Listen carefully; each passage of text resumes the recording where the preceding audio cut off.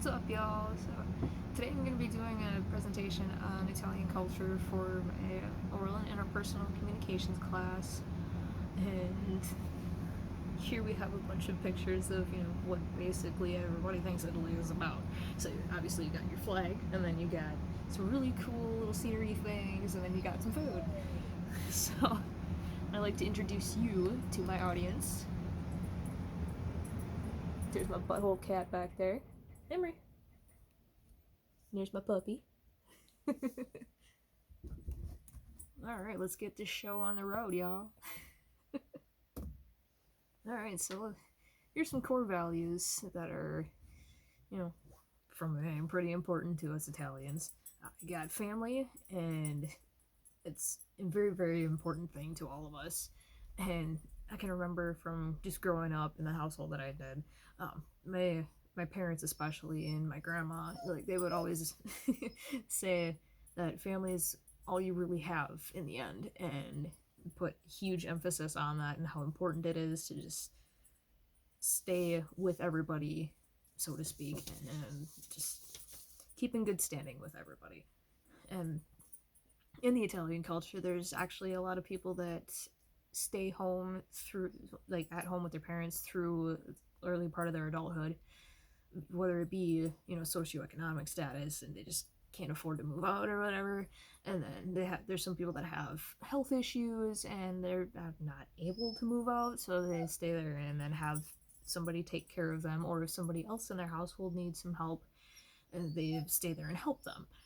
And then the other thing is the elders are very, very highly respected and highly revered in that culture, because they're kind of more of the glue of the whole family. And you kind of put a lot of uppity things and like things like that on them. Another core value for them is religion, and a lot of them are Roman Catholic, as you can assume. Um, it's very culturally dominant in major life events such as birth, like when you get baptized or something like that, and then marriage. You got the dedication and the mass and all of that, and then in death as well. So you get everybody all together and you do like a final rites thing and have a big, huge thing for that. And one really kind of almost sad thing, I guess, is there's only like 20% of Italian people, like, actually in Italy, that regularly attend mass on Sundays anymore. So I mean, it could be better, could be worse, but I mean, there's still people going. But anywho, I know y'all are hungry, so let's talk about some food.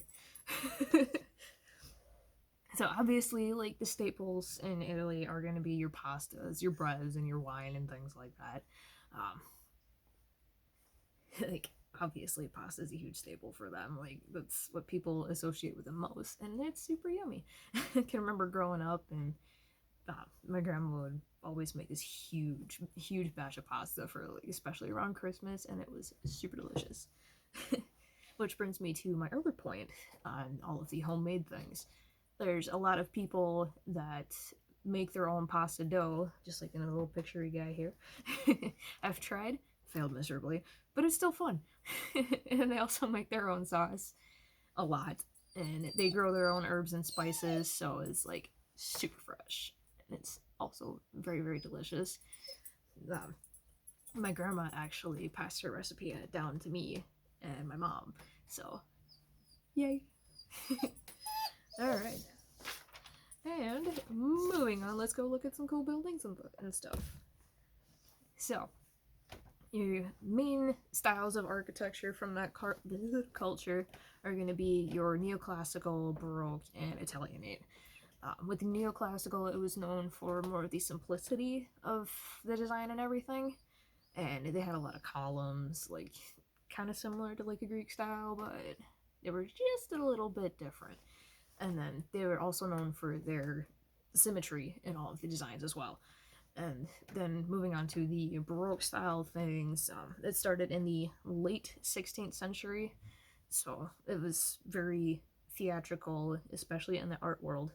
And it was also linked to the Catholic Church reform after the whole them versus the Protestant thing, and the Protestants were already reforming something, so the Catholic Church also had to do a little bit of reform after that. And a couple of famous buildings I wanted to touch on that everybody probably knows. The Colosseum was started getting built in 70 to 72, so it's like really super old. And kind of a fun fact, not so fun fact, kind of like bloody, gory fact, there was like 400,000 people ish that died there with all of the gladiator games and everything. There were also, in the structure of the building itself, there was 88 different entryways. Most of them were for all the spectators. There were 2 entrances for the people that are actually like gonna be fighting and stuff, and there were a couple for the emperor at the time to use, and like only him. And the next building I wanted to talk about was St. Peter's Basilica. It's like big, huge building right in the Vatican, and that was built between 1506 and 1615. So as you can imagine, there were multiple people in charge of overseeing that build, and it was rumored to be the actual resting place of St. Peter himself, and was also the largest church in like all of the things until like 1989. Alrighty, and now let's go to some etiquette things. So there's a couple of do's and don'ts. So what you want to do and keep in mind is to be considerate, because they typically appreciate the mindfulness of everybody and really highly just appreciate them being nice to each other. And be tactful with how you speak to them, because there are some of them that get pretty easily offended. And kind of just like be mindful how you dress around them, because they take pride in appearances and it's just very big to them. What you don't want to do is don't joke about the Pope, because that's just rude. And then don't joke about the Catholic Church, because again, rude, and they see that as kind of blasphemous.